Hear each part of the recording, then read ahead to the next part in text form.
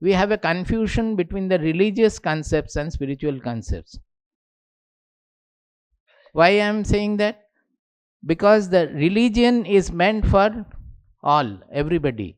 It is to bridle the moral fabric, it is to bridle the society, keep it on the moral track.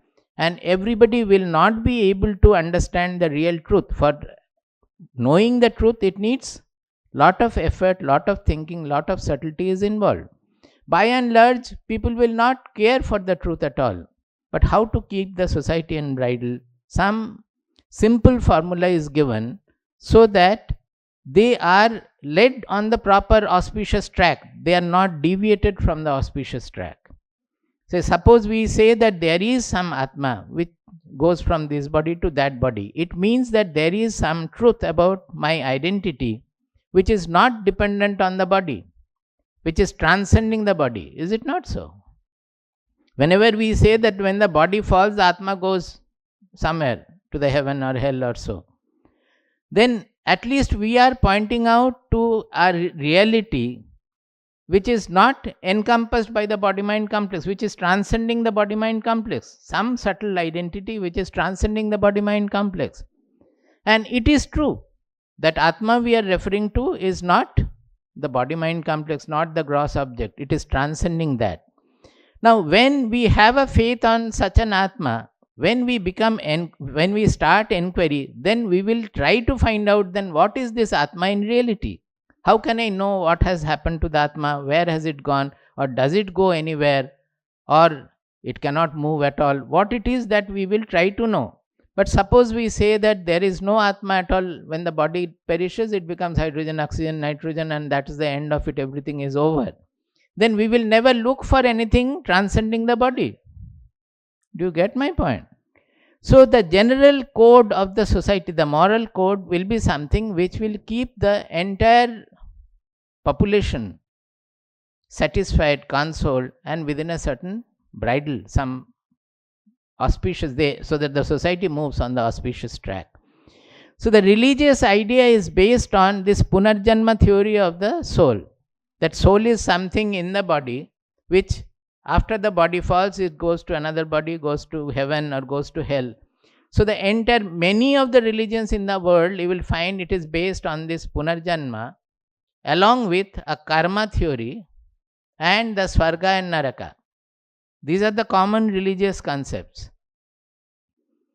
In some cases, they don't have this karma theory explicitly, but they think naively of a God who is dispensing justice sitting somewhere. That is, after the body falls, according to the work you have performed in your lifetime, the God will tell you that you go there, or He will send you to the hell or heaven. So He is the justice, the supreme chief justice, sitting somewhere in the heaven, and He is dispensing justice for all. The religions which do not have such a concept, they have the concept of this Punarjanma and karma. Like Buddhism. Buddhism doesn't have even God. Buddhism doesn't have any God. But it has the Punarjanma and the karma theory in it.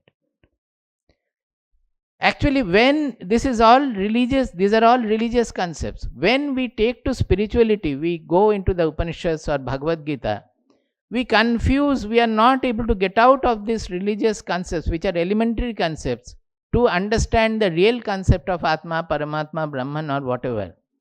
And I think nobody tells us also clearly. Nobody has told me also clearly. I had to find out this is the trouble people are suffering from.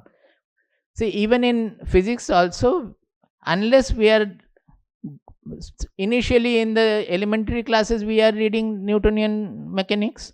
But as we progress further and further, those who are capable of taking to higher abstraction, they will understand Einstein's relativity. Others, most of the people who study also Einstein's relativity, they write and they may stand first also in the college.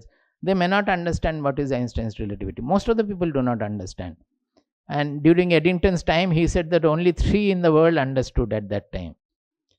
One is Einstein, one is Eddington himself, and another is somebody else, I don't remember. So, Because anything, as we go to higher level of abstraction, naturally the understanding will become rarer and rarer. We have to accept it. But let us know that these are elementary religious concepts, and if we want to understand the truth, we have to outlive those concepts and go to the higher level of abstraction, and also the truth which are declared in the Upanishads and Bhagavad Gita, that we have to understand.